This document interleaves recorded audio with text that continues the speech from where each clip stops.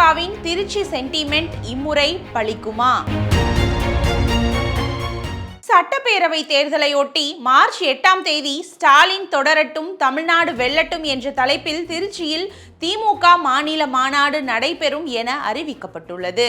திருச்சியில் மாநாடு கூட்டினால் திமுகவுக்கு திருப்பு முனையாக அமையும் என்பது கருணாநிதி காலம் தொட்டே இருக்கும் நம்பிக்கை.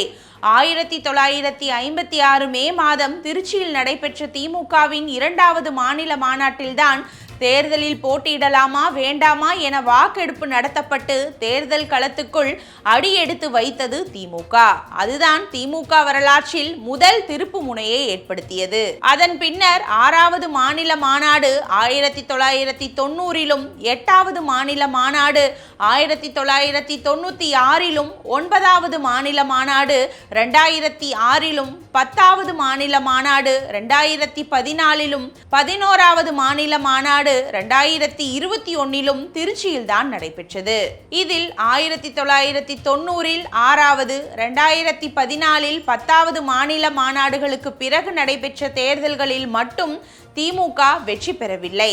மற்ற மாநாடுகளுக்கு பிறகு நடைபெற்ற தேர்தல்களில் திமுகவே வெற்றி பெற்றதால் திருச்சியில் மாநாடு கூட்டினால் திமுகவுக்கு திருப்பு முனையை ஏற்படுத்தும் என்பது அக்கட்சியினரின் அசைக்க முடியாத நம்பிக்கை. அந்த வகையில் தற்போது திமுகவின் 12வது மாநில மாநாடு வரும் 15ஆம் தேதி திருச்சியில் நடைபெறும் என்று அறிவிக்கப்பட்டிருக்கிறது.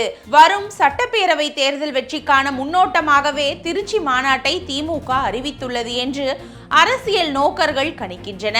திமுகவின் திருச்சி மாநாடு சென்டிமெண்ட் இந்த தேர்தலிலும் பலிக்குமா என்பதை பொறுத்திருந்துதான் பார்க்க வேண்டும்.